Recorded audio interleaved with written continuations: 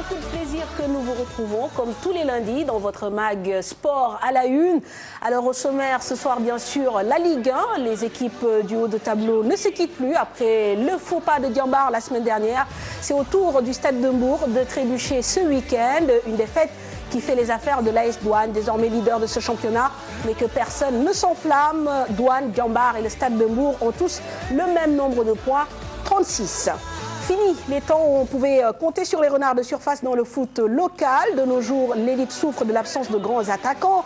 Le meilleur buteur de Ligue 1 comptabilise à ce jour 8 réalisations. Pourquoi un tel déficit? Les acteurs du foot apportent des réponses dans Sport à la Une. Pour nous éclairer, nous comptons également sur l'un de nos invités déjà présents sur ce plateau, Victor Diagne, ancien international sénégalais, l'homme qui nous parlera bien sûr de son actualité. Il est parti en Arabie Saoudite entraîner les U17 de l'équipe d'Al Tawoun. Il sera donc l'un de nos invités.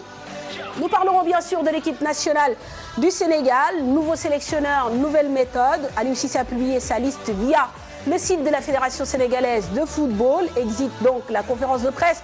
Le coach des Lions privilégie la communication via les réseaux sociaux et chez les confrères, ça grogne. La liste des 23 joueurs connus avec son lot de surprises, un nouveau, des recalés et des revenants. Les observateurs se prononcent sur les choix d'Aliou Cissé. Et la polémique justement d'enfler sur l'absence de supposés cadres à l'image de Dame Doye, Papi Djilo Bodi ou encore Pape Kouli Diop. Dans la foulée, beaucoup d'informations publiées tendant à défendre les uns ou les autres. La polémique a presque tourné à une guerre froide entre journaux. Les joueurs de l'équipe nationale, son staff, manipulent-ils les journalistes au gré de leurs intérêts du moment? Nous poserons le débat sur ce plateau avec notre deuxième invité, déjà présent également, Tidiane Kassé, journaliste et directeur de publication de Wasport.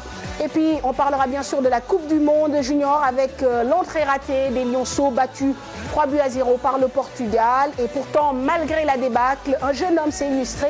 Iboussi, le gardien des Lionceaux, élu homme du match, se raconte ce soir. Nous l'avons rencontré il y a quelques jours à Toubab Dialao. En fin de magazine, nous retrouverons avec plaisir Mayop Père, notre chroniqueur hippisme. Ravi de vous retrouver. Bienvenue à tous.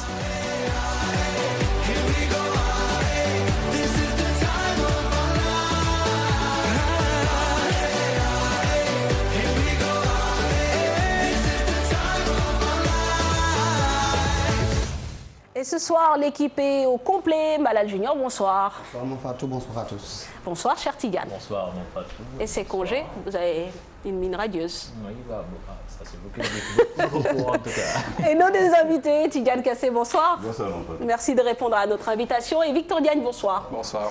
Alors, nous allons tout de suite entrer dans le vif du sujet, cher Tidiane Diao. Notre première actualité concerne bien sûr l'équipe nationale du Sénégal. Oui, avec une liste de 23 publiée le 27 mai dernier. Aliou Cissé donc s'est plié à l'exercice via le site de la Fédération sénégalaise de football.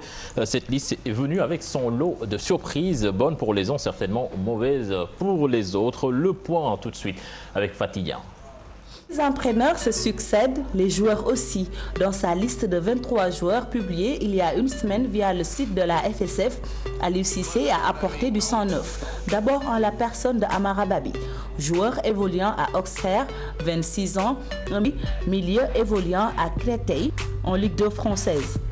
Au total, ils sont 4 joueurs à évoluer dans la 2e division française. En plus d'Amara Babi et Cheikh Ndoye, le groupe des 23 comprend aussi Zargo Touré et Abdoulaye Diallo, 2 joueurs de Havre. De cette liste exit Bouna Koundoul qui n'a plus joué en compétition officielle depuis son retour de la CAN 2015. Place au revenant Khadim Ndiaye, l'ancien joueur de Linguère qui n'avait plus goûté aux joies d'une sélection depuis novembre 2012, va enfin avoir droit à sa seconde chance. On n'a jamais vraiment vu l'autre revenant à l'œuvre. Victor Bindia, actuel sociétaire de Sandefjord en 2e division norvégienne, a été appelé une seule fois en équipe nationale A. C'était en novembre 2012, lors d'un match amical qui a opposé le Niger au Sénégal. Dans son club, il joue arrière droit.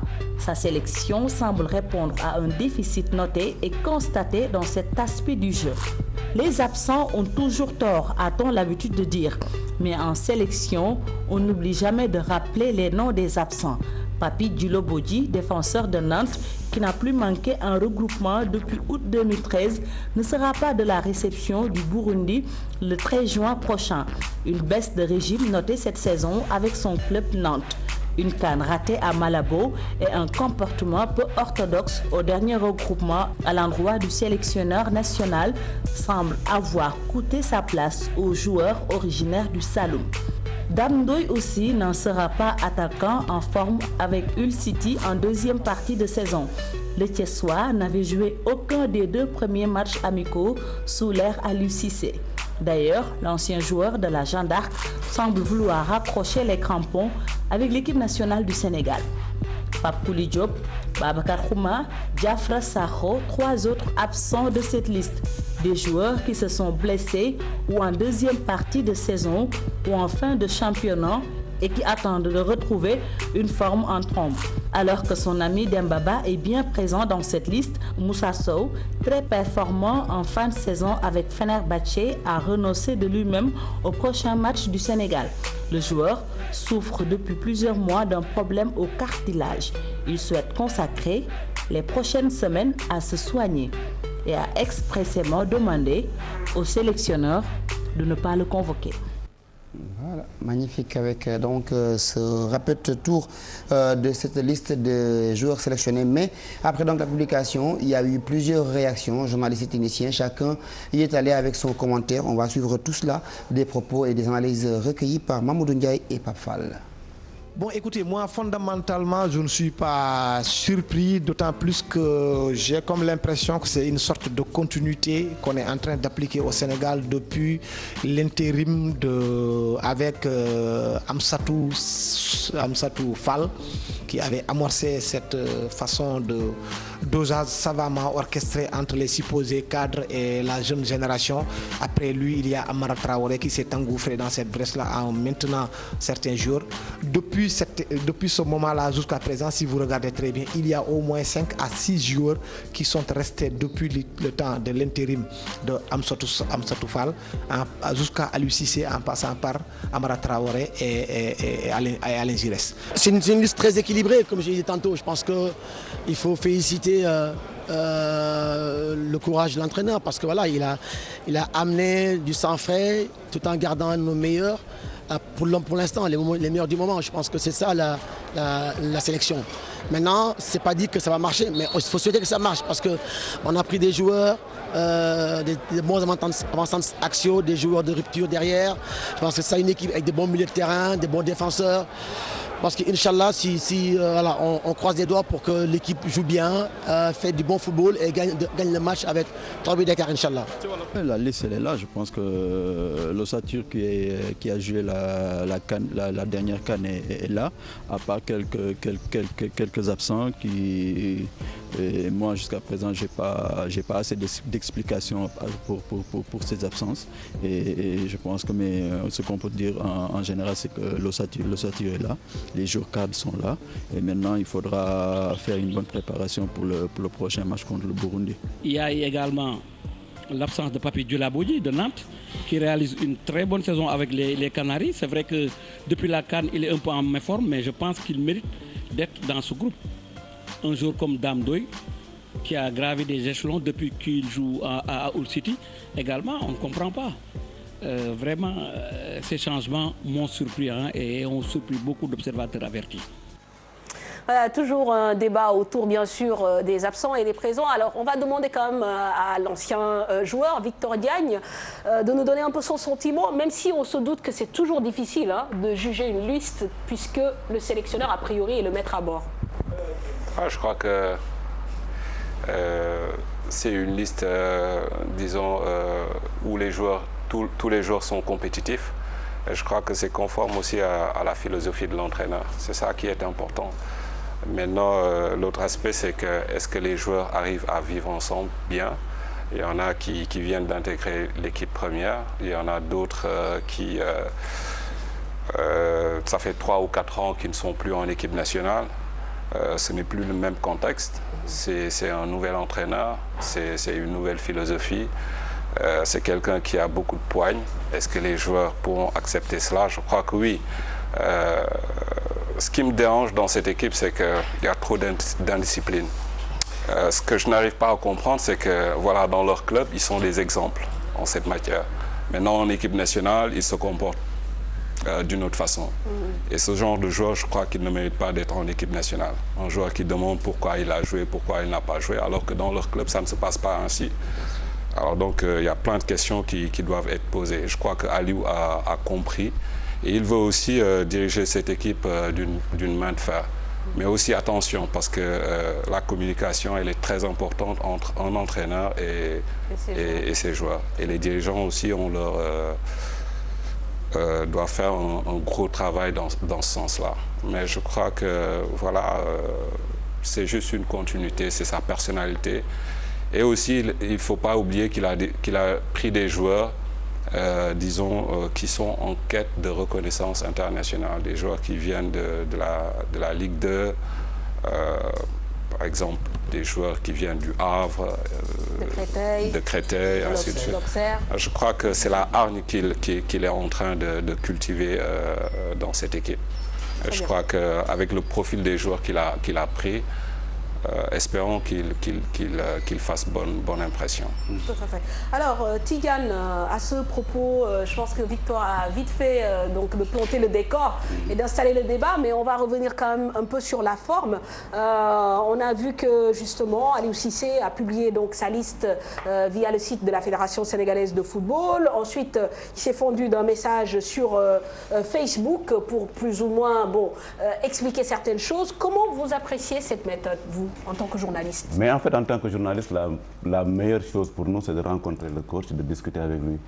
Quels sont les déterminants qui ont fait qu'il n'a pas voulu faire ce face-à-face avec la presse? Il faudrait peut-être lui demander. Mais quoi qu'il en soit, je pense qu'il faut remarquer le fait que 15 jours avant, ou en tout cas 1 ou 2 semaines avant, le coach était face à la presse et a discuté avec les journalistes.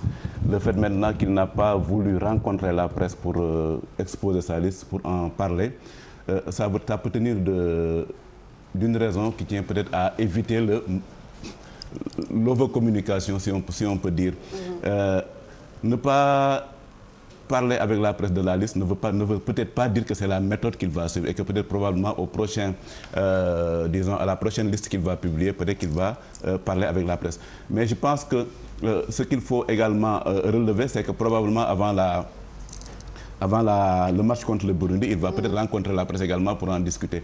Mais quoi qu'il en soit, je pense qu'il y a eu beaucoup de bruit autour de la liste. Pourquoi un tel est venu, pourquoi un tel n'est pas venu? Il aurait parlé avec la presse, les gens auraient compris, les gens auraient eu son mot et peut-être que la presse aurait fait son travail, commentaire ou quoi que ce soit. Mais ce qu'il faut en retenir, c'est simplement de se dire qu'il a procédé de la sorte. Mais je ne pense pas que ça soit une manière définitive de faire et que peut-être il se peut qu'il revienne à une autre approche. Tout à fait. Alors, on regarde le contenu un peu du message. Il dit clairement qu'il n'a pas à justifier les absences des uns ou des autres, soit. Mais bon, quelque part, est-ce qu'il ne fallait pas aussi expliquer l'arrivée de certains? Vous voyez, justifier des absences serait, à mon avis, si vous pouvez juste, manquer de respect à ceux qui sont présents en toute liberté. C'est parti. C'est ça, couper les... Voilà, donc en fait, par rapport à ce qui se passe, donc vous voyez le message Facebook de Aliou Cissé, et puis donc il n'a pas à justifier des absences. Par contre, est-ce qu'il n'a pas, Tidiane Kassé, à expliquer des arrivées? Mais il y a toujours des explications à donner par rapport à une liste. Ces explications, c'est dire pourquoi ce joueur est venu, quelle sera sa présence, quel sera son apport dans le jeu et tout ce qu'on peut présupposer en lisant une liste. Mais ce qu'il y a à dire, c'est je ne pense pas que la communication était totalement rompue. Peut-être que les gens voulaient qu'il parle à un temps T. Et peut-être que le fait qu'il n'ait pas discuté avec la presse en ce moment-là peut frustrer les journalistes et peut-être qu'il y aura une rencontre qui permettra de clarifier les choses. Et si on rencontre le sélectionneur national 2 ou 3 jours avant le match, il sera toujours possible de lui poser des questions. Maintenant, l'impair, c'est peut-être que entre la publication et ce moment où on va rencontrer, les gens vont en dire, vont en parler. Et peut-être qu'il y aura un vice d'explication de communication. Et c'est ce qui s'est passé justement. Tidiane, je Je pense la frustration, c'est vrai que c'est pour les journalistes, mais l'information, ce n'est pas pour les journalistes, c'est pour la population. Les gens ont envie de savoir pourquoi tel joueur est là, pourquoi tel joueur n'est pas là. Bon, je pense que le fait de ne pas tenir cette conférence de presse a causé beaucoup plus de problèmes, parce que c'est après la publication de cette liste qu'il y a eu beaucoup d'inconnus. Les gens n'ont pas compris l'absence de, comment il s'appelle, Moussa Sow. C'est après qu'on a su qu'il était blessé. Kouly Diop, lui aussi, c'est dans la presse qu'il a dit que je suis blessé, c'est pourquoi je ne suis pas appelé. Mais avant cela, il y a eu plein de bruit. Et en plus, il y a des joueurs qui, je sais pas, qui ont posé le problème après la publication de cette liste. Moi, je pense que si l'entraîneur avait pris les devants et s'expliquait devant la population, devant les journalistes, il y aurait eu moins de problèmes et que l'équipe nationale allait se préparer beaucoup plus sereinement. Justement, la transition est toute trouvée. Vous l'avez remarqué, vous l'avez relevé également, cher Tidiane et Tidiane.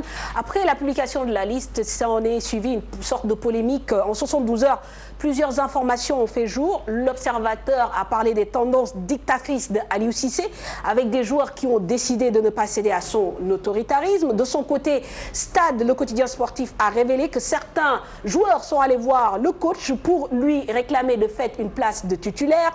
La polémique autour de la liste s'est transformée plus ou moins en une guerre froide entre les journaux de la place, des quotidiens devenus pendant quelques heures le lieu cité des règlements de compte. Suivons cet élément de Pape Ndérifal. Le débat a fait rage la semaine dernière après la publication de certaines informations dans la presse. Il est question des relations qu'entretiennent les joueurs et les journalistes. Jusqu'ici, moi, je ne peux pas incriminer le journal qui a écrit cette information, parce que je sais que ce journal a ses sources qui sont très sûres, et le journaliste qui l'a écrit, je le connais très bien. C'est un garçon très sérieux qui est bien sourcé au sein de l'équipe nationale du Sénégal, et je ne pense pas qu'il soit manipulé, parce que jusqu'ici, le joueur lui-même, les joueurs qui auraient dit ces propos ne se sont pas montrés comme carrément, et je pense que aussi si on a des choses à dire, on aura beaucoup de choses à dire sur eux. Mais l'un dans l'autre, moi je refuse de verser dans cette polémique, parce que pour moi, il n'y a pas lieu de manipuler, et il n'y a même pas matière à manipuler ici, d'autant plus que les journalistes tentent un journaliste qui a fait un papier pour dire, voilà, qui a enquêté, qui s'est renseigné, c'est bien, c'est un bon travail à mon avis. Bon, maintenant, je pense qu'on ne peut pas aussi en faire une règle. Chacun doit passer. Bon, voilà, Ndiaye a fait un papier sur tel, c'est comme ça que ça se passe. Non, je pense que la personne aussi, il faudra lui donner l'occasion d'expliquer pourquoi il fonctionne de cette manière. Depuis hier, bon, je pense qu'il y a de nouvelles informations. On avait parlé des cadres de l'équipe nationale qui n'ont pas été convoqués, mais il se trouve que la plupart, ce sont des joueurs qui sont blessés. Si je lis aujourd'hui la presse, Moussa Sow, Kouly Diop et Papi Cissé. Le journaliste doit-il se laisser manipuler par le joueur qui souvent agissent pour son propre intérêt? Pour moi, il n'y a pas lieu de manipuler, et il n'y a même pas matière à manipuler ici, d'autant plus que les journalistes tentent de recouper des informations avant de les publier. Nous, en ce qui nous concerne, on peut dire beaucoup de choses sur cette liste, et nous avons tenté au moins de recadrer le débat, d'autant plus qu'il y a des choses qui se sont passées et les joueurs, jusqu'au jour d'aujourd'hui, n'ont pas voulu se prononcer dessus. La presse joue son rôle d'informer, d'alerter, mais n'est-il pas trop tôt de juger le sélectionneur et sa relation avec les joueurs?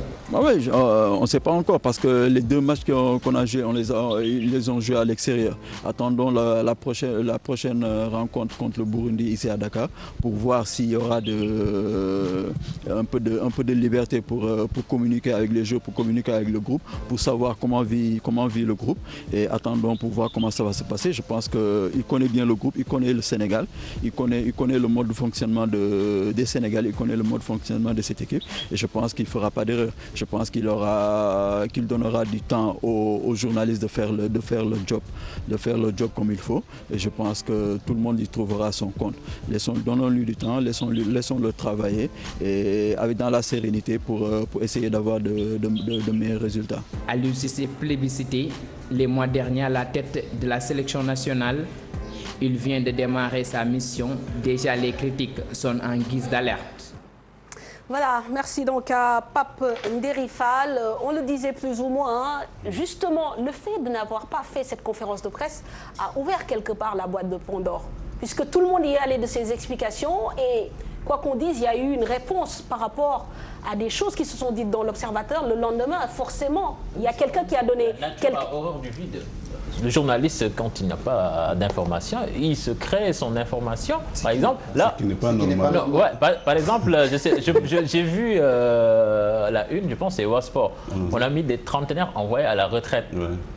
Bon, ces trentenaires-là, c'est sûr qu'ils ne sont pas à la retraite parce que la saison prochaine, si Papi Cissé claque 30 buts en équipe, en club avec Newcastle, c'est sûr qu'il sera convoqué en équipe nationale.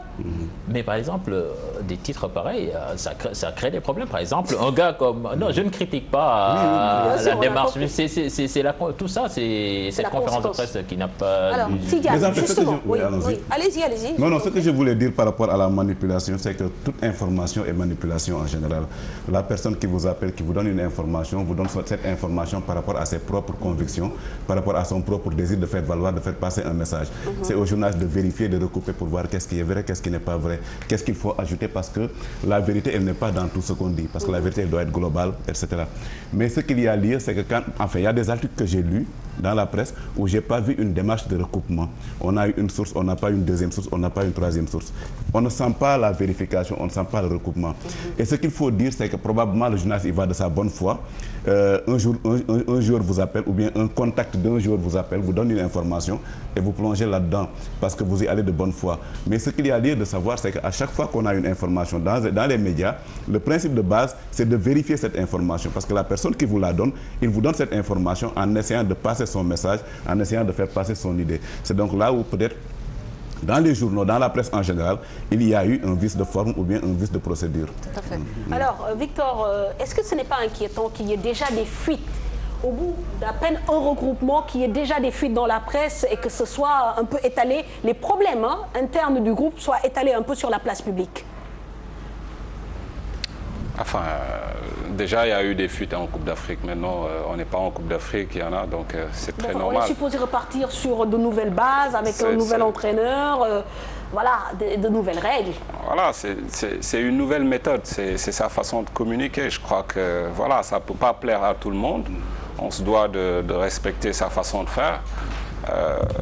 Maintenant, vous savez, quand on est habitué à un certain fonctionnement et que d'un coup, qu'il y ait cassure, c'est vrai que tout le monde en parle, mais je crois que voilà, ça ne mérite vraiment pas de débat, quoi.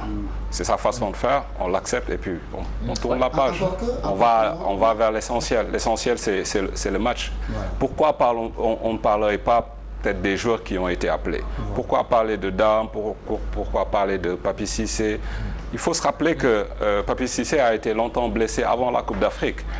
Donc je crois que maintenant, l'avantage qu'il a eu par rapport à l'entraîneur qui était là, c'est que voilà, il a eu beaucoup trop de, disons, d'avantages par rapport à Aliou Cissé. Maintenant, il faut qu'il comprenne qu'il y a une nouvelle façon de faire et que ce sont eux qui doivent se plier à cette nouvelle règle.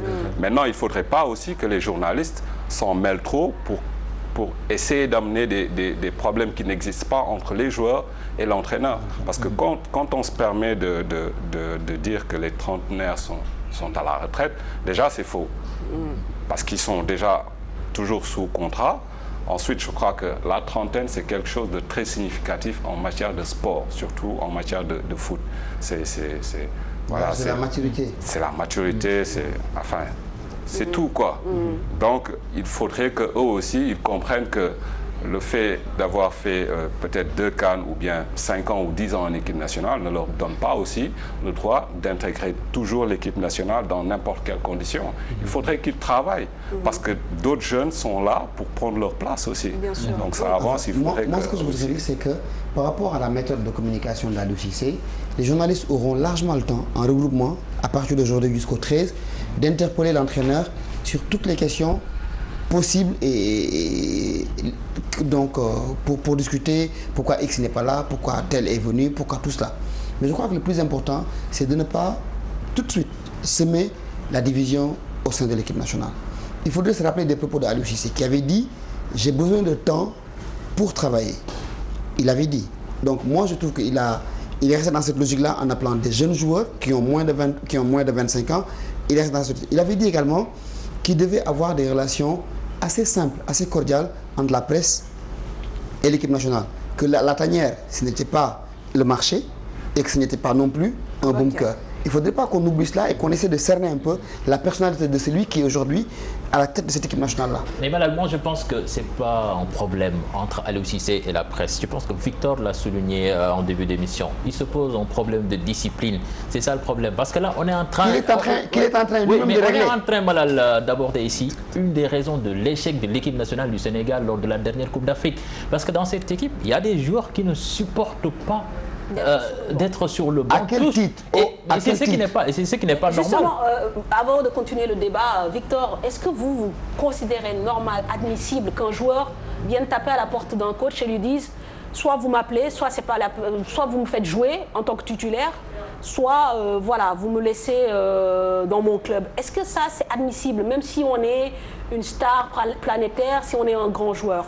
Vous, en tant que joueur, quel est votre point de vue là-dessus? Tout dépend de la façon dont on vient parler à l'entraîneur.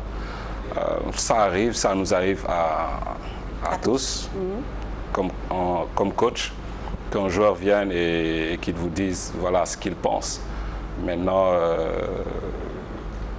des fois c'est inexplicable, mais ça peut être compréhensible quand même. Parce qu'un joueur, disons, un cadre peut venir.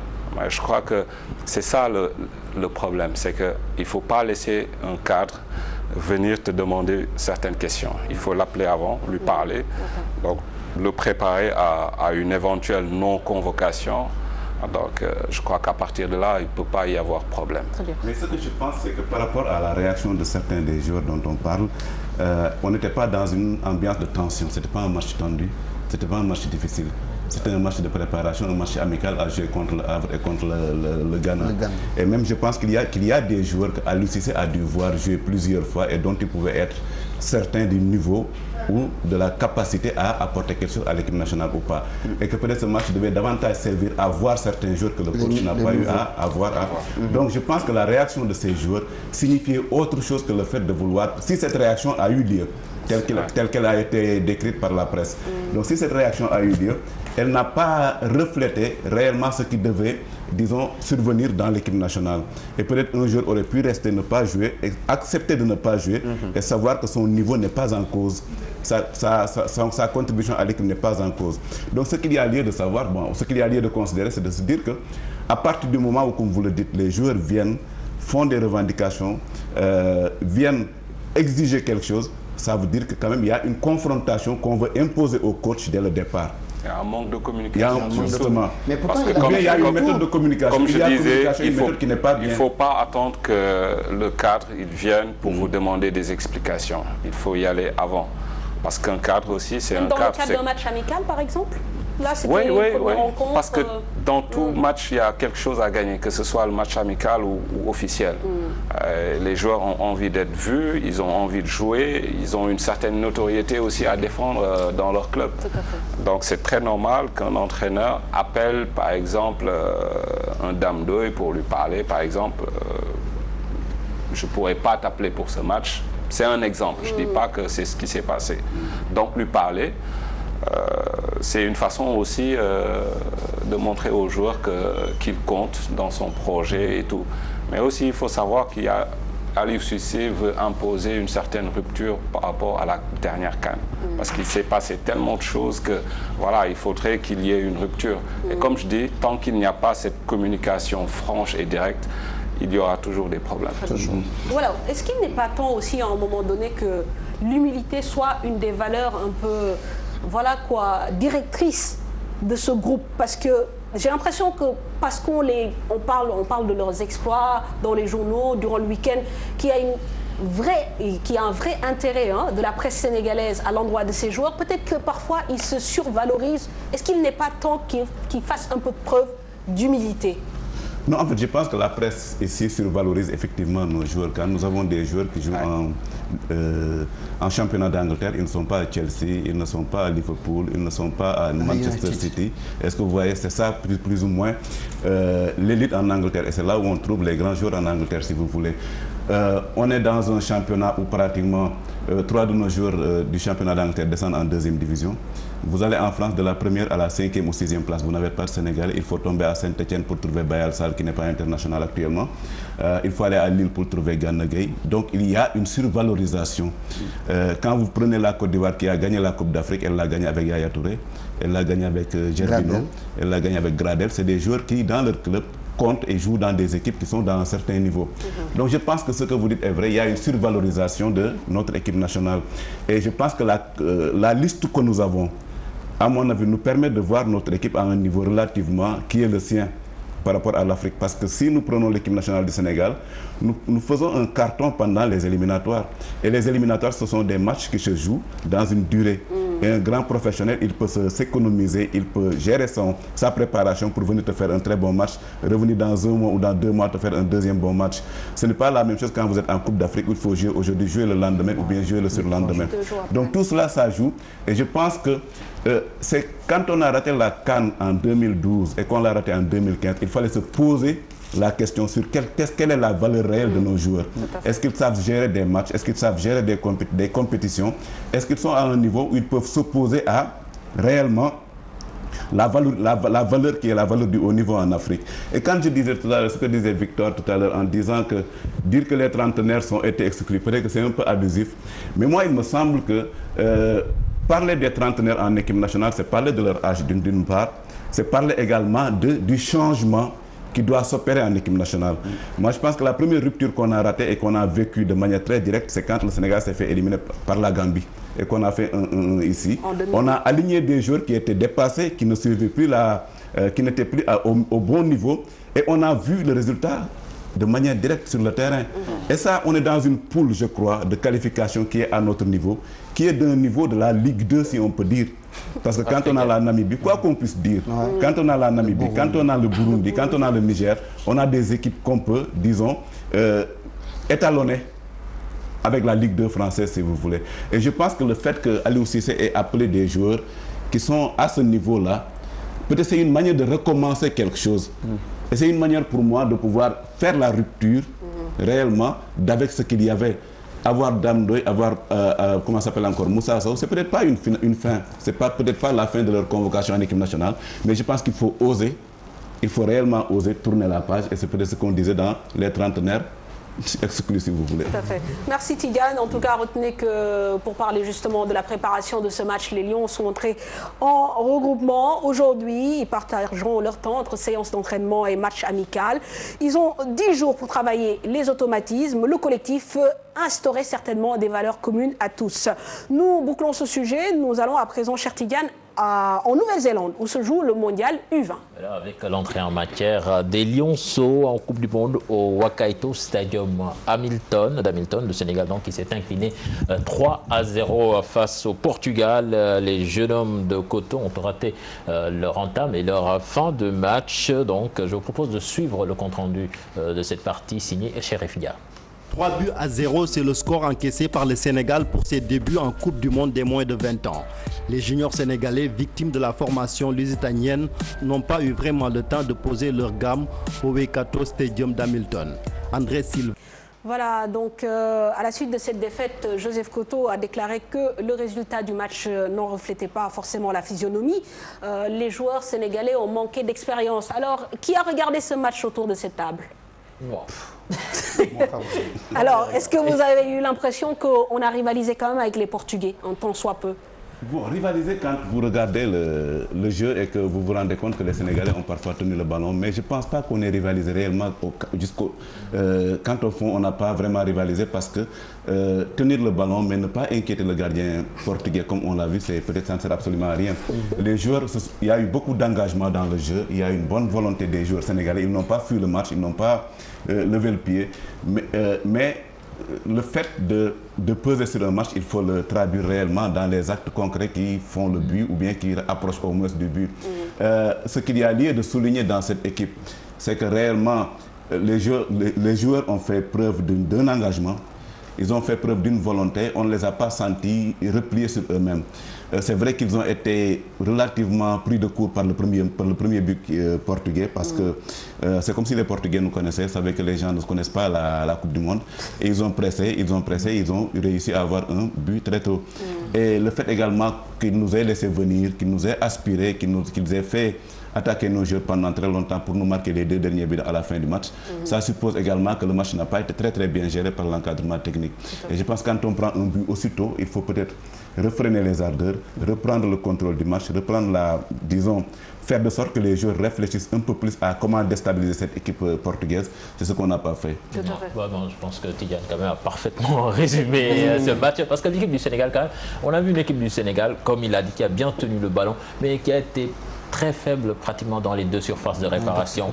En défense, à chaque fois que les Portugais attaquaient, c'était la panique dans la défense sénégalaise, et on ne parvenait pas à créer le danger dans l'autre camp. On a tenu le ballon, physiquement on a essayé de répondre, mais quand même aussi il faut dire que le Portugal, quand même, c'est une nation qui compte vraiment chez les jeunes. C'est une équipe dans les petites catégories. C'est une équipe capable quand même de jouer le dernier carré. Très bien. Alors, je ne sais pas si Victor avait regardé le CHAN U20. Il y a eu beaucoup de joueurs qui sont partis, d'autres qui sont arrivés. Ça veut dire qu'il n'y a pas eu de continuité aussi. Je crois qu'il fallait maintenir le même groupe et travailler dans ce sens-là. En plus qu'on sait que... 4 changements. Ouais, mais 4 c'est beaucoup. C'est beaucoup. Par rapport au groupe de 23 ? Voilà, c'est beaucoup. Par exemple, si on veut travailler, disons, dans certains domaines du jeu, c'est beaucoup. Entre la CAN et la Coupe du Monde, ça ne fait pas 6 mois. En 6 mois déjà, on a du mal à imposer un certain, travail. Pour le 11 de départ, quand même, je pense tactique. que pratiquement à 1 ou 2 exceptions près. Mais je pense que ce qui a manqué beaucoup à cette équipe, c'est la préparation psychologique pour faire face à ces matchs. Parce que si on voit le match Sénégal-Nigeria ici, c'est dans les premières minutes qu'on a pris le but face au Nigeria. Est-ce que vous voyez, on a pris en ouverture pratiquement 7e minute ou quelque chose de ce genre. C'est la même manière que quand vous regardez les Lions pendant les premières minutes où le ballon a circulé, ils étaient complètement plus ou moins affolés.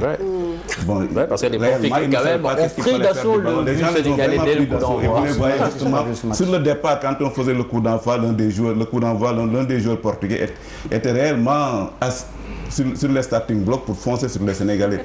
Et quand le ballon a commencé à circuler, il y a eu un pressing tout terrain, réellement, et ils sont battus pour récupérer le ballon et marquer le but. Tout à fait. Donc je pense qu'il y a une préparation qui devait se faire. Et en plus aussi le problème du niveau à jouer, parce que pratiquement dans cette équipe portugaise, c'est des joueurs qui jouent en première division portugaise. Par exemple, l'attaquant, Rony Lopez, il est avant-centre à Lille.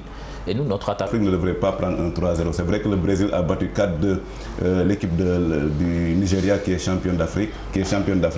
Mais je pense que quand on prend le petit niveau, plus on baisse, plus l'impact de l'Afrique se fait sentir au niveau mondial. Ce n'est pas le mondial des seniors, c'est le mondial des cadets, le mondial des juniors. Et on a vu l'Afrique plusieurs fois gagner ce mondial-là. Et donc quand le Sénégal y va, je pense qu'on doit y aller avec une équipe au moins qui doit pouvoir tenir la comparaison. Oui, mais attends, c'est-à-dire que maintenant, les Européens, ils ont compris. Par exemple, dans les petites catégories, ça joue comme en Afrique. Les Portugais, ce sont des Africains. Entre guillemets. Parce que l'arrière droit, c'est mozambicain. Mais vous allez dans la formation, c'est comme en Afrique. Maintenant, les joueurs sénégalais qui quittent ici, par exemple, dans les 12, 13, 14, 15 ans, ils ont du mal à s'imposer dans les centres de formation. Attention. Mais ça ne veut pas dire que l'Afrique ne s'impose pas, parce qu'en 2013, c'est le Nigeria qui arrive la CAN des U17 pratiquement. Il faut qu'on accepte une chose. C'est que le même investissement aussi qu'au Nigeria. Voilà, c'est pas la même chose. Parce qu'au Nigeria, les gens investissent beaucoup et de manière très coordonnée dans la petite catégorie. Non, ici, on n'investit pas dans la petite catégorie. Ce que je veux dire simplement, c'est que quand tu prends réellement le niveau de la petite catégorie en Afrique, c'est pas le niveau où tu vas en Coupe du Monde pour prendre un 3-0 ou un 4-0. C'est pas normal. Mais on pouvait prendre plus quand le gardien est... Non, là, c'est un match de foot, on peut prendre un plus. Je veux dire simplement, dans l'absolu, on ne doit pas prendre un 3-0. C'est vrai qu'on aurait pu prendre 5-0 dans ce match ou 5-0 dans ce match. Ça pouvait arriver, mais c'est pas normal. Très bien. Alors, justement, ce que disait Victor, malgré la défaite 3-0, quand même, c'est Ibrahim aussi, le gardien de Lorient qui a été élu homme du match. Ça veut dire qu'on l'a échappé belle. Il a été élu l'homme du match pour avoir sauvé à plusieurs reprises le Sénégal de situations assez compliquées. Avant donc son départ pour la Nouvelle-Zélande, Papa Farah Nying l'a rencontré et nous dresse ici son portrait. Gardien de but, FC Lorient. Talentueux, une assurance devant les buts. Pourtant, le poste de gardien lui est destiné par hasard. Parce qu'avant, j'étais attaquant. Jusqu'en 2005, avec mon entraîneur, il y avait l'école de football de Robert. On avait un tournoi à jouer, il n'y avait pas de gardien. Et la veille, j'avais vu Fabien Barthez jouer. Du coup, il y avait pas, comme j'aimais trop les gants, et j'ai vu Barthez jouer, du coup, je suis allé dans les buts. Et c'est parti par là. Un hasard qui est devenu un miracle pour Ibrahim Sy. Il atterrit dans son club de rêve. C'est la première fois quand j'ai joué en professionnel. J'avais 16 ans et demi contre Benfica quand j'étais à Marseille. En plus, c'était mon rêve de jouer à Marseille. Fabien Barthez, il m'a inspiré à être gardien, mais mon idole, c'est Steve Mandanda. Avant que je rentre sur le terrain, André, il m'avait dit, André Ayou, il m'avait dit petit, joue ton jeu, ça sert à rien de rajouter, fais ce que tu sais faire. Il rêve d'évoluer dans les grands clubs européens pour gagner des trophées prestigieux. Manchester United, ou Barcelone, ou à Real de Madrid. Mais son rêve le plus fou est de remporter la CAN avec l'équipe nationale A. Pourquoi pas? Et Inch'Allah, un jour, je le ferai. Ça, c'est sûr. Très jovial, Ibrahim Sy reste attaché à la culture sénégalaise. Tchibouidjine. J'écoute souvent Youssou N'Dour. Youssou N'Dour, bah, par contre, moi, je ne sais pas trop danser. Et l'une des valeurs sûres de l'équipe nationale U20, avec son look de star, il avait impressionné les observateurs lors du CHAN. Prions qui réalise les mêmes exploits lors du mondial. Voilà, en parlant justement des petites catégories, on va s'arrêter un peu sur l'actualité de Victor Diagne. Vous avez décidé d'aller vous exiler en Arabie Saoudite pour entraîner les U17 d'une équipe dénommée Al-Aoun, c'est bien ça? Al-Taoun. Al-Taoun. Alors, pourquoi cette destination et cette catégorie? C'était pas mon objectif. Mon objectif, c'était de rester ici, d'avoir une équipe et gagner en expérience. Maintenant, c'est venu comme ça. Pourquoi? Parce que Mamadou Sow y exerce depuis maintenant quelques années. Alors, il lui avait demandé un coach pour les U17. Donc, comme je présentais un profil qui était pratiquement adéquat, donc ils ont fait appel à moi.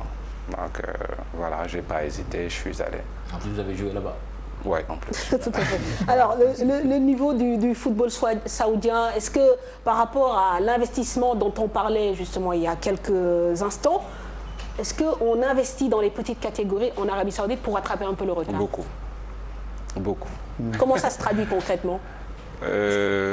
Disons, vous savez déjà, en minime là-bas, vous avez des entraîneurs et un staff étranger. Ça veut dire que, voilà, même en petite catégorie pour les entraîneurs, il faut certains diplômes qui sont reconnus par la Fédération saoudienne de foot, en partenariat bien sûr avec la Fédération asiatique.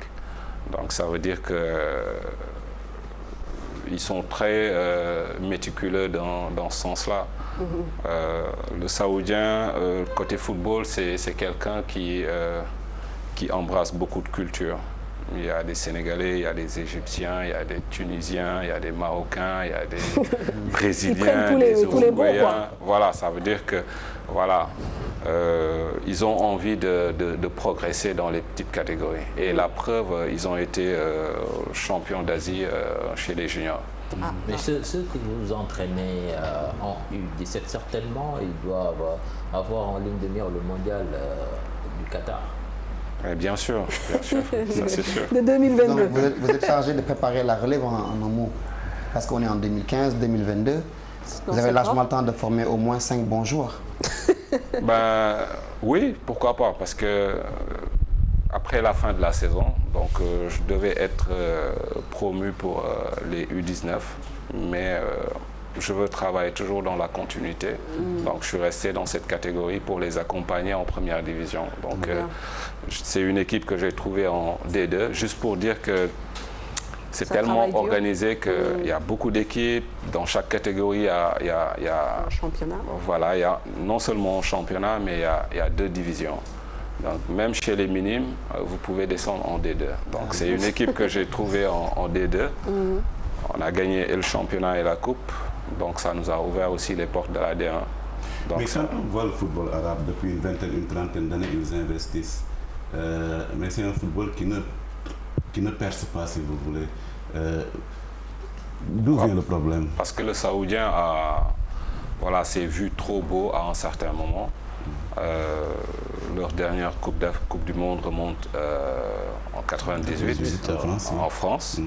Après, ils ont dormi dans leur laurier, croyant que ils avaient déjà atteint un niveau. Alors, ils ont commencé à avoir des problèmes contre Bahreïn, contre Qatar. Bahreïn, c'est un pays de peut-être 800 000 habitants. Donc, ce qui veut dire, contre l'Arabie Saoudite, il y a un fossé. Maintenant, ils ont eu des problèmes contre Bahreïn, ils ont des problèmes pour se qualifier en Coupe du Monde, lors des Jeux arabes. Donc, voilà. Mais est-ce que le fait de faire venir de vieux joueurs, des joueurs qui sont sur la fin de carrière, Xavi pour le dernier qui part aux Émirats, est-ce que ce n'est pas une limite, un handicap pour le football entre les Émirats et l'Arabie Saoudite. Non, je parle du football arabe en général pour voir un peu comment ça peut. Est-ce que ça peut réellement progresser? Ouais, c'est pourquoi, qu'il y a une volonté de faire progresser disons, à Dubaï, actuellement, ils misent beaucoup sur les trentenaires, c'est vrai, et sur les noms aussi. Mais même si pour dans Xavi, un sens, je pense que c'est plus pour la formation des jeunes que pour ses qualités footballistiques. Mais attends, Xavi, il va chercher de l'argent, il va jouer au foot. Mais en plus de jouer du football également, il va former des jeunes joueurs. Bon, enfin, ça fait partie du contrat. Laissons Victor terminer. Voilà. Alors donc le Saoudien a dormi entre 98 et pratiquement disons 2005-2010. Maintenant ils sont conscients qu'il faut travailler. Dernièrement ils ont perdu la Coupe du Golfe chez eux contre le Qatar qui les a battus en finale. Donc ça a fait disons la goutte d'eau qui a fait déborder le vase. Tout à fait. Maintenant mais c'est vrai qu'ils ont commencé à investir dans le foot, ça fait maintenant peut-être une dizaine d'années. Et investir pendant une dizaine d'années ne veut pas dire que il faut attendre les résultats peut-être encore 5, 6, voire 10 ans encore. Très bien. Parmi ces jeunes-là, est-ce qu'il n'y a que des Saoudiens ou bien vous recrutez des jeunes Brésiliens, même Sénégalais Vous avez vu des talents là-bas? Une graine là? Il y en a beaucoup. Vous savez quoi, Malal, il est obsédé par les talents. Oui, c'est fou, hein? C'est normal. Oui, Victor. Il y en a beaucoup. Il faut un œil fin. Par exemple, moi, quand j'arrivais, personne ne croyait que on pouvait déjà terminer premier de notre poule. Pourquoi? Parce que l'œil du technicien et celui du supporter, il y a une grande différence. Tout à fait. Très bien. Il faut s'habituer à ça. Parce qu'on a vu une équipe comme le Qatar pratiquement gagner les championnats du monde de handball avec des joueurs expatriés. Expatriés, c'est vrai. Là, c'est ça le problème. Si vous regardez le mondial 1982, le Koweït était là-bas. Le Koweït a pratiquement disparu du football, de la carte du football international. Vous voyez le Qatar qui se bat pour organiser son mondial, peut-être dans 3 ans, dans 10 ans, qu'est-ce que va devenir le Qatar? Tout le problème pour moi, c'est l'investissement qui continue, qu'il y ait un plan directeur d'un football qui se développe, qui va aller vers... par exemple, en Arabie Saoudite, chaque année, c'est pratiquement... pour tous les clubs qui sont en Ligue 1, c'est environ 1 milliard, 1,5 milliard. En euros? En CFA. Que le gouvernement alloue à tous les clubs qui sont en Ligue 1. Est-ce que les gens ont assez faim pour jouer? Il n'y a aucun club qui n'a pas de stade et de centre d'entraînement. Très bien. Alors c'est une exigence. Voilà, on va faire une petite pause, le temps de souffler un peu et on se retrouve sur ce plateau pour parler de notre championnat à nous, la Ligue 1.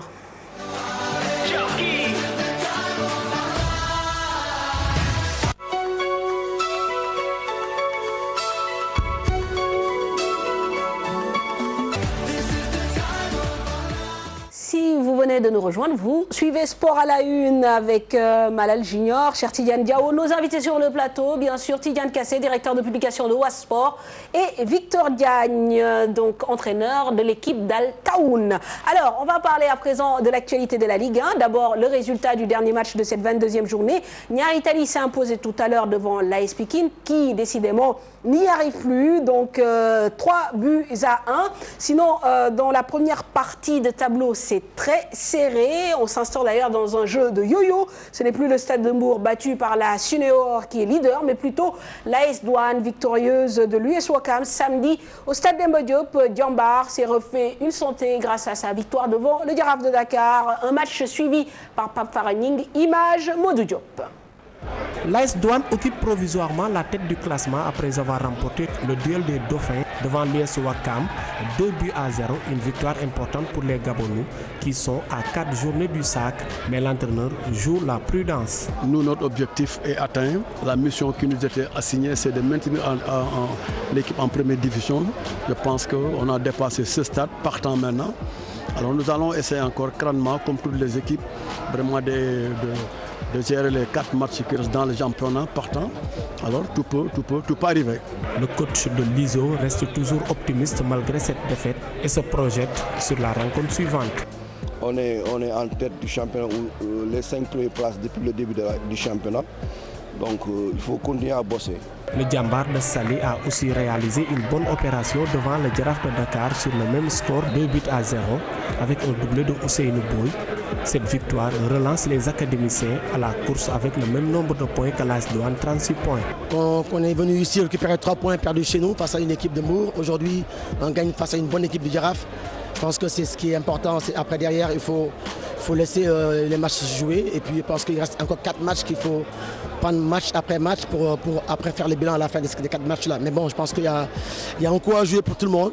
Malgré leur domination, le Giraffe concède son 2e revers consécutif. Une contre-performance qui agace le coach des Verts et Blancs. Ce syndrome-là qui nous poursuit, personne ne comprend. Donc voilà, on va essayer de réfléchir et de voir ce que c'est. Mais ça c'est impardonnable. Après ces 2 rencontres, 3 équipes occupent la tête du classement, l'AS Douane, Diambar et Stade de Mbour, avec le même nombre de points, 36. Pape Faraning, merci pour ce reportage. Et le fait marquant, c'est que c'est le promu, l'AS Douane, qui est leader de cette Ligue 1 sénégalaise. Ça vous inspire quoi comme commentaire? En fait, il faut d'abord féliciter le leader de notre championnat, mais ça pousse à se poser la question du niveau de notre football. C'est vrai que depuis 5 à 6 ans, la Ligue 1 et la Ligue 2 sont des championnats qui sont très réguliers. On joue les matchs. Mais je pense que par rapport au niveau du football, par rapport à ce que nous avons comme niveau, il y a à se poser des questions que quand un promu vient et bouscule tout et se dresse dans une position de remporter le titre. Comme le dit Karim Sega Diouf, il joue le maintien. Bon, maintenant, ce n'est plus la question du maintien, c'est vraiment d'aller chercher ce qu'il y a devant. On ne doit pas faire des gourous pendant très longtemps. En France, dans la 2e division, souvent, quand même, ça se voit. Il est très fréquent de voir une équipe quitter le national et venir en 2e division et finir champion. Metz l'a fait l'année dernière, je crois. Metz l'a fait l'année dernière. Mais quand vous regardez Metz cette année, il est monté en Ligue 2. En Ligue 1, il est descendu en Ligue 2. Mais je pense que ce qu'il faut simplement dire, c'est que s'il y a une progression de notre football en termes d'organisation, en termes de programmation, il y a encore à faire pour que le niveau de ce football-là soit réellement ce qu'il devrait être. Et si vous regardez Pikine également, qui était champion du Sénégal l'année dernière, qui risque la descente, c'est un peu l'effet contraire de ce qu'on voit avec la Douane. Très bien. Alors, les difficultés du Giraffe, Victor, vous les expliquez. Vous avez entraîné le club il y a 2 ans de cela. Pendant quelques mois, aujourd'hui le Giraffe végète quand même, alors que voilà, c'est l'un des supposés grands clubs de ce championnat. Vous avez un peu une idée, vous suivez l'actu du club un peu à distance. Je ne sais pas trop, mais je sais qu'il y a un déficit de, disons, talent au Giraffe. Il y a eu 14 joueurs qui sont partis. Là, c'est difficile pour reconstruire. Donc, je crois que leur problème, ça a commencé depuis le début de la saison. On ne peut pas reconstruire une équipe en 6 mois ou 7 mois avec 14 départs, c'est pas possible. Donc il ne fallait pas qu'ils s'attendent à jouer les premiers rôles cette année, peut-être l'année prochaine. Mais suivant aussi sur quelle base ils vont faire leur recrutement. Maintenant, le plus important actuellement, c'est de rester en Ligue 1. C'est de se maintenir, voilà. Au final. Alors, on parlait de talent, justement. Apparemment, devant les buts, on n'en a plus trop, Malal Junior, On n'en a plus. Des artificiers capables de faire trembler les filets et d'inquiéter les défenses adverses. La preuve, en 22 journées, le meilleur buteur de ce championnat n'a que 8 réalisations au compteur par rapport à l'année dernière où le meilleur buteur avait réussi à faire trembler les filets adverses à 16 reprises. Pourquoi donc ce manque de réussite? Qu'est-ce qui explique donc ce déficit d'artificiers devant les buts? Réponse avec Mamoudou Ndiaye et Mas Ndiaye. Du progrès dans le jeu des clubs de la Ligue 1, certes, mais force est de constater que les attaquants ne marquent pas. Notre championnat peine à avoir des renards de surface, efficaces et réguliers. Oui, c'est vrai parce que souvent ici, le championnat du Sénégal, on voit que toutes les équipes se défendent. Surtout s'ils marquent un but, ils vont défendre tout le reste du temps. Et je crois que ça, c'est pas normal parce que le football, c'est pour marquer des buts et pour gagner. Au niveau des clubs actuellement, la majeure partie des entraîneurs ont option de travail pour ne pas perdre. Et bien, quand tu dis pour ne pas perdre, tu mets un bloc d'équipe et que bon, si tu marques un but, ça te suffit, c'est pour garder le résultat. La saison dernière, à pareille époque, les meilleurs artificiers étaient déjà à 13 voire 14 buts. Cette année, au bout de 22 journées, le meilleur buteur du championnat est seulement à 8 réalisations. Un ratio faible et inquiétant. Ouais, il y a beaucoup de nuls parce que c'est les équipes qui défendent. Parce qu'il dit que si je ne perds pas, si je ne gagne pas, je ne perds pas. C'est ça que on ne prend pas beaucoup de risques sur les matchs ici. Tout est trop bon, franchement. Tout est bon, mais le Sénégal lañ nekk quoi. Bu dee xool championnat bi dëgër na bon. État terrain am na terrain yoo xam ne seen état bi baaxul quoi mais mën naa wax ni dafa mystique tamit championnat bi. Une inefficacité qui pourrait s'expliquer par un déficit d'entraînement devant les buts. Bon, d'abord pour être un buteur patenté, il faut être à la fois un fin technicien. Parce que bon, pour marquer un but, d'abord il faut être un technicien. Mais aussi il faut travailler. Parce que bon, travailler au niveau de ton club et travailler aussi individuellement. Si nous niveau d'entraînement yi xam naa ni peut-être bon foofu la affaire yi di xaw a dese tuuti quoi da ngay xool parfois jour bi day nekk ci club bon di entraînement yu baax mais man boo gisee côté extérieur parfois dañuy jël attaquant yi ñuy entraîner ak ñoom bon travail devant le but lu bari te boo dee xool Sénégal bon loolu moo fi manqué quoi yaakaar naa ne loolu moo tax bon attaquant yi Le record d'Ibrahima Diop, ancien attaquant du Jaraaf de Dakar, meilleur artificier de la saison dernière avec 16 buts, risque de ne pas être battu.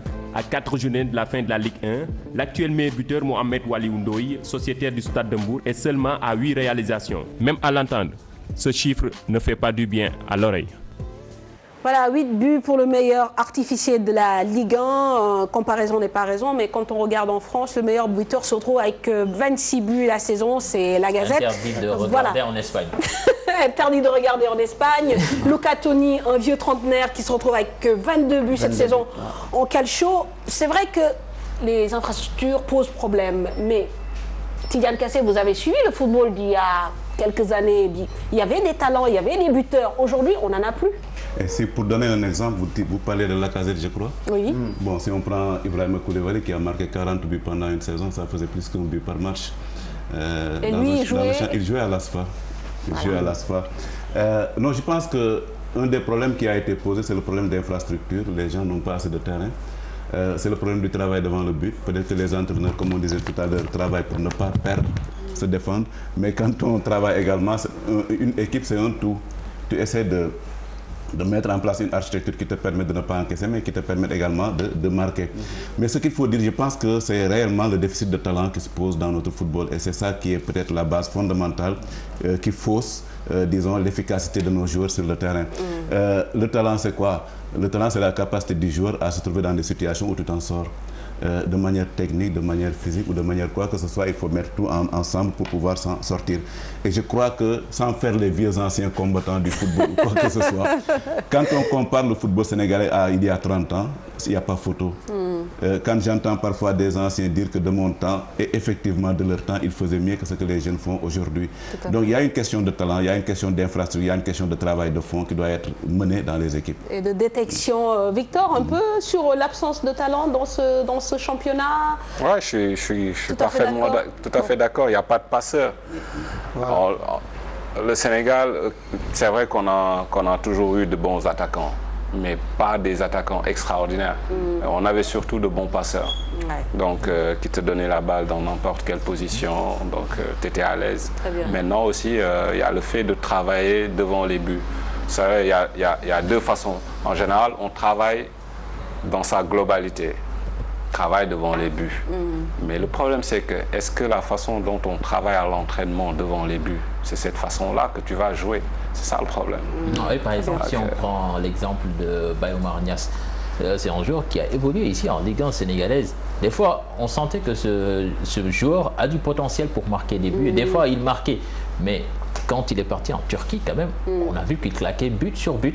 Ça veut dire qu'il se pose un problème d'animation, de jeu, qu'on prend moins de risques dans notre champ. Le dernier passeur, j'ai vu un grand joueur français qui disait il faut voir l'avant-dernier passeur. Les buts qu'il marquait, il les voyait quand le ballon était avec l'avant-dernier passeur.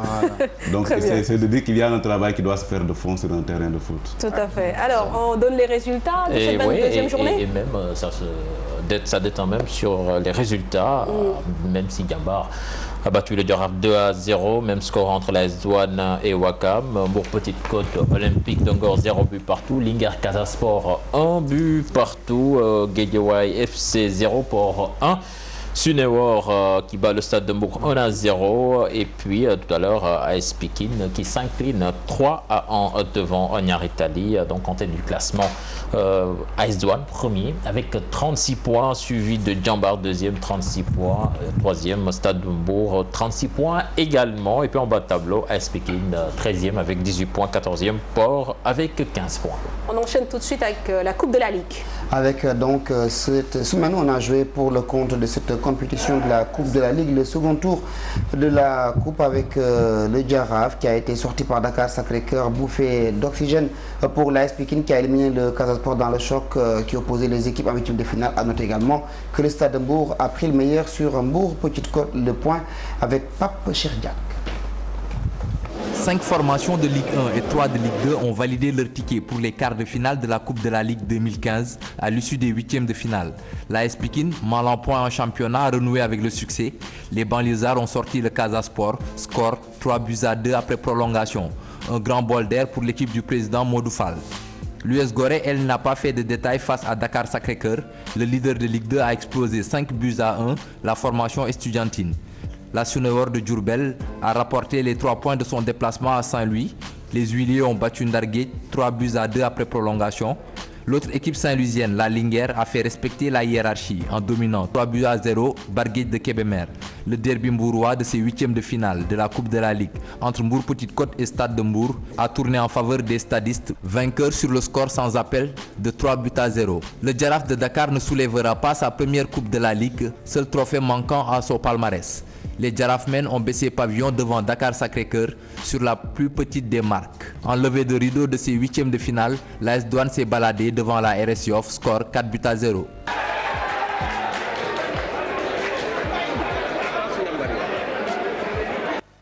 Et puis cette nouvelle qui ne va sûrement pas faire plaisir aux supporters de la vieille dame, la Jeanne d'Arc de Dakar jouera la saison prochaine en National 2, l'équivalent de la 4e division. Les Bleus et Blancs ont été tenus en échec par l'AS Dagana de partout ce week-end. La Jeanne d'Arc de Dakar, c'est pas moins de 10 titres de champion du Sénégal, 6 coupes nationales, une place de demi-finale de Ligue africaine des champions il y a 11 ans. Comme pour dire Tidiane et Victor, peut-être ce sera vos derniers commentaires, un grand club se meurt et se meurt à petit feu. Malheureusement, bon, il faut dire évidemment que les grands clubs ne sont pas là pour être éternels. Il arrive des moments où il faut tomber. Le Stade de Reims dans les années 50, 60, on vous aurait dit qu'il serait descendu pour remonter peut-être cette année-ci en Ligue 1. Les gens ne l'auraient pas peut-être supposé ou ne l'auraient pas cru. Mais ce qu'il faut simplement remarquer, c'est que la GIA a été une faillite de gestion humaine d'abord, avant d'être une faillite de gestion du football. C'est pas le club qui est mort, mais on a tué le club en quelque sorte. Et c'est dans la manière de gérer ce club c'est la manière qui n'a pas été bonne. Victor, on a un peu peur quand on voit ce genre de choses. C'est vrai que, bon, comparaison n'est pas raison. Aujourd'hui, le Giraffe est dans une situation un peu difficile. Ce sont des clubs traditionnels qui sont là depuis des années, qui n'ont rien réalisé en termes d'infrastructure. Voilà, on peut pas comprendre que ce genre de club puisse en arriver à cette situation après toutes les vedettes, toutes les choses qu'ils ont faites sur place. On dit toujours que ça travaille, mais voilà, donc au bout du compte, c'est la Ligue 2 qui se dessine pour le Giraffe, la Nationale 2 pour la Jeanne d'Arc. La Jeanne d'Arc, c'était quelque chose de prévisible aussi. Depuis belle lurette, ils ont souvent raté la descente, disons, aux enfers. Maintenant que c'est fait, actuellement c'est encore plus grave. Quand vous voyez ce qui tourne autour de la Jeanne d'Arc, il y a plein de problèmes qui n'ont pas été réglés. Pourquoi? Parce qu'on ne veut pas en parler. Je crois qu'à un moment donné, il faut se dire des vérités. Ceux qui doivent payer, doivent payer. C'est ça la vie. Donc il ne faut pas trop donner du miel aux abeilles. Merci bien Victor, ce sera le dernier mot. Merci Tidiane de nous avoir accompagnés sur ce plateau. Merci Victor et puis bonne continuation avec donc Al Taoun. Dans quelques instants, pour terminer ce match, bien sûr, nous allons recevoir Madio Per. En attendant, le tour des championnats d'Europe, enfin c'est même plus les championnats, c'est les dernières compétitions, Coupe d'Allemagne, Coupe du Roi. L'annonce Trophée des champions, Coupe de la Ligue et championnat. En Espagne, le FC Barcelone a fait respecter la hiérarchie en remportant la finale de la Coupe d'Espagne devant l'Atlético Bilbao, et ce pour la 3e fois en 6 ans. Les Catalans, champions d'Espagne, se sont imposés 3-1 grâce des buts de Messi et de Neymar. Le Barça décroche sa 27e Coupe du Roi de son histoire. En Angleterre, Arsenal a remporté la Coupe d'Angleterre pour la 2e année consécutive en battant Aston Villa 4-0. Il s'agit de la 6e sous l'ère Arsène Wenger après les trophées remportés en 98, 2002, 2003, 2005 et 2014. En Allemagne, Wolfsburg a conclu sa superbe saison en remportant à Berlin au détriment du Borussia Dortmund. En finale 3-1, les Loups ont fait la différence en première période grâce à Luis Gustavo, Kevin De Bruyne et Bas Dost. Jürgen Klopp quitte donc le Borussia 7e de la Bundesliga et 8e de finaliste de la dernière Ligue des Champions.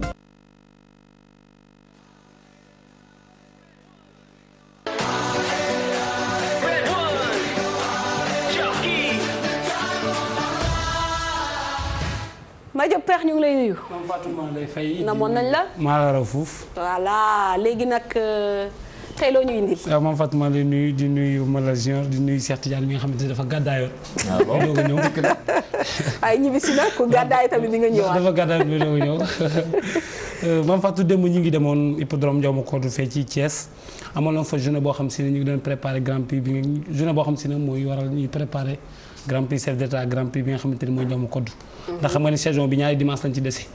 muy le 7 juin bii ak le 14 bi nga xamante ne moo nekk Grand Prix chef d'État muy tëj course.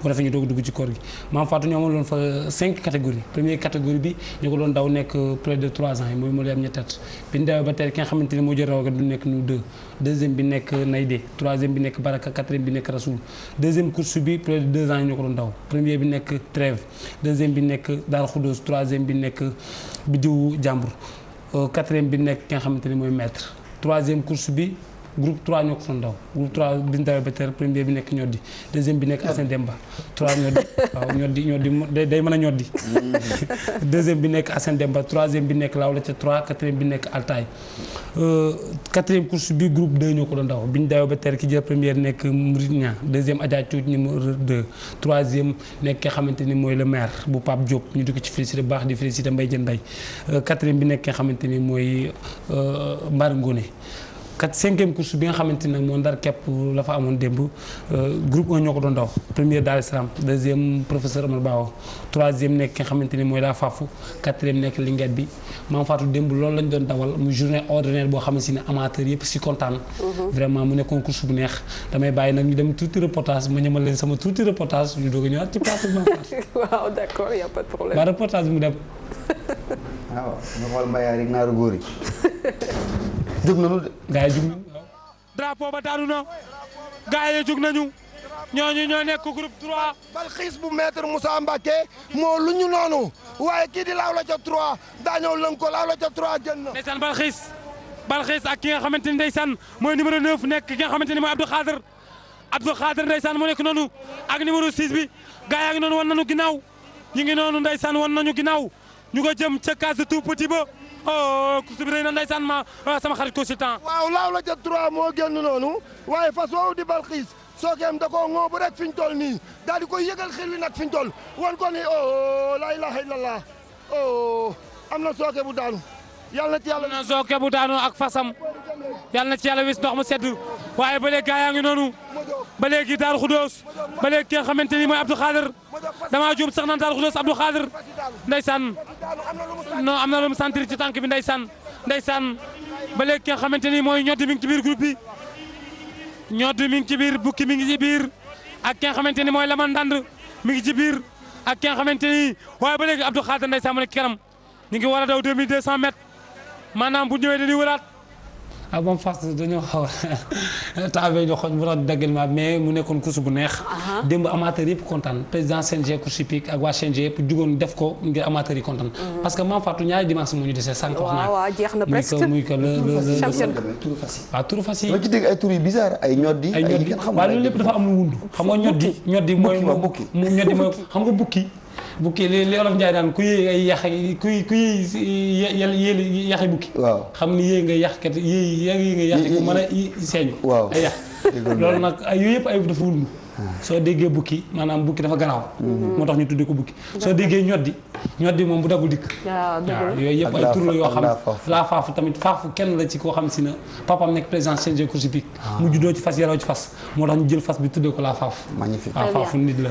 merci Madiop ci chronique hippisme bi merci Malal Junior merci Cheikh Tidiane Diao merci à toutes les équipes bien sûr à la réalisation Vieux Diouf et Pierre Da Silva aux caméras tous les caméramans qui sont là au son j'oublie toujours le son bien sûr la maquilleuse on n'oublie pas également Lily Coiffure qui est passée par là. Voilà, et puis on souhaite aussi un bon anniversaire à quelqu'un qui est très proche, il se reconnaîtra. Excellent anniversaire à toi et puis bonne soirée. Au revoir.